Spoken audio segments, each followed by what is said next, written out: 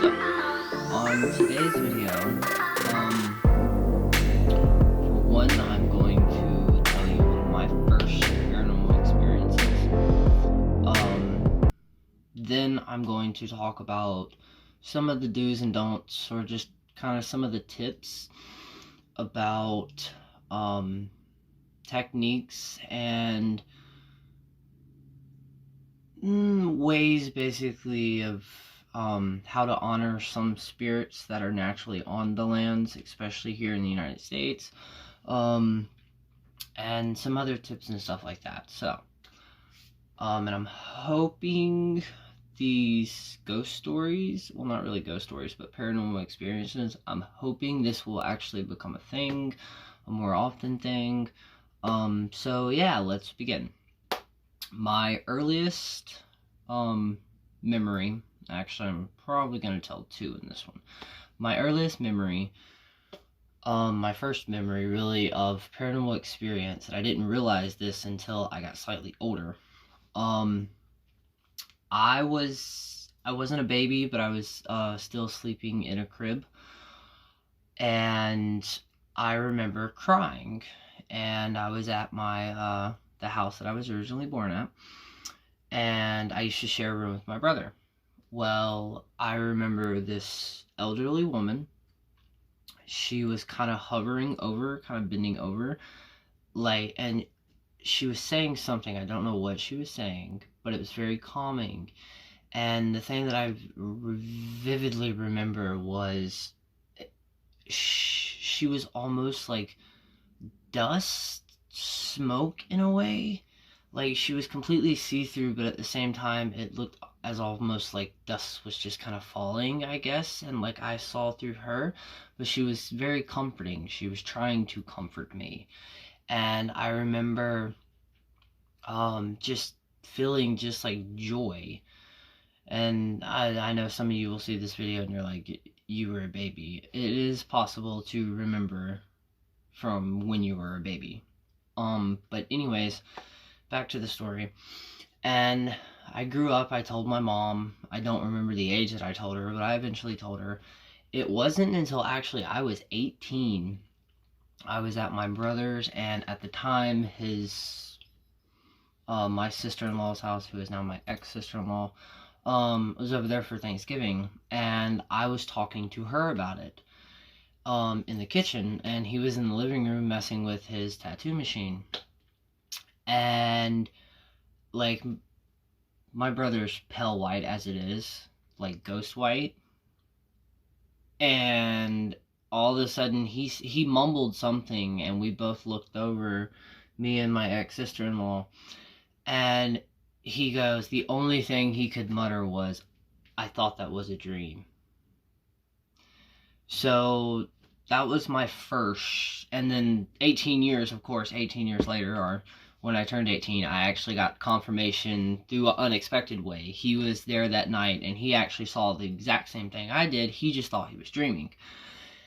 And this was one of those moments where I knew that what I was experiencing, not everybody around me was experiencing. And the reason I know this is because, I'm not going to say the exact park, but where I grew up, I will say, well, no, I'm not going to say, where I grew up at, basically it was where the Civil War, a huge war that was fought during the Civil War, it was one of their battlegrounds, and I passed direct land that was directly associated with it. Basically, all the lands around where I grew up, basically, the hundreds of people were slaughtered in some way, shape, or form due to the Civil War, on certain lands, and I was on school bus going to school. I think I was actually in, I want to say first, possibly second grade, and we would go through, like, if you could picture Southern farm, like, but the old style houses. And if you're not from the South, just look old all old style farmhouse up from like the Civil War area, and you'll understand what I'm saying. But we went through this field that had a house on it, and then it also had an older house that was just really vacant. And I looked over, and there was this mist, this blue, thick mist almost. And all of a sudden, it went from being farmland to it was like I was thrown. Now, this experience was just for for a split second, but what it felt a little bit longer to me.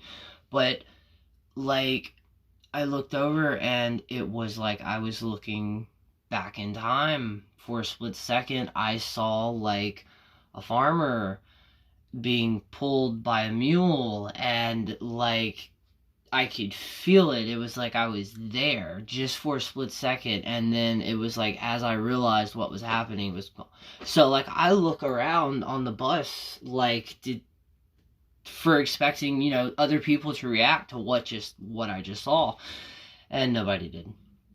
They just went on about their day. And that was like a very, very crucial time. And it's very funny because thinking about it, I did not discover my first actual book that even went over witchcraft. Like I'd seen Hocus Pocus. I grew up watching it. And of course Practical Magic and the Craft. But I was going to Highland Home, and the library that day was throwing out books. And well, they weren't throwing them out, they were giving them away basically, because they got a new grant, or they got new books, they were getting new books. And I went in there, and I still remember this to this day. Like I left with like my mom had to come and pick me up from school because the box would not fit on the bus. Like I read the majority of all those books. If I did not read them, I just gave them away. But there was one specific book, and I still remember finding it like very vividly. I was looking down, going through these books, and I'd moved a book over, and there's this, you can actually, if you Google the name, it'll bring up the original book copy that I saw, the cover, and it's a story of witches, no, a cauldron of witches, the story of witchcraft. And it's not a spell book. It literally is just historical accounts of people being accused of witchcraft throughout the ages.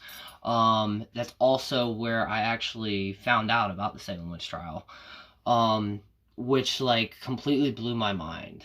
Like I eventually, through moving as I got older, I lost that book. But when I had it, if I never would have found that book, I can't say that. I'm not going to reveal what was the actual thing that got me into Scooby-Doo, because I believe I already did that on my introduction video. But it was when, I don't know, I picked that book up and found it, and I was just like, excuse me, I was like, this is what I've been missing. Like, I'm home. And there's some stories even to this day that I'll read, and it almost feels like I'm not really looking through a memory album, but almost like reading a newspaper, if that makes any sense. Like I'm not saying I think I relived all of them, but I have a very strong connection emotionally. But yeah, that actually went longer than expected. So we're going to stop this, and I will shoot another one called Part 2, which will involve the supernatural, do's and don'ts, and the land, and stuff like that. So, yeah, gonna shoot it directly after this. So, yeah, just stay updated.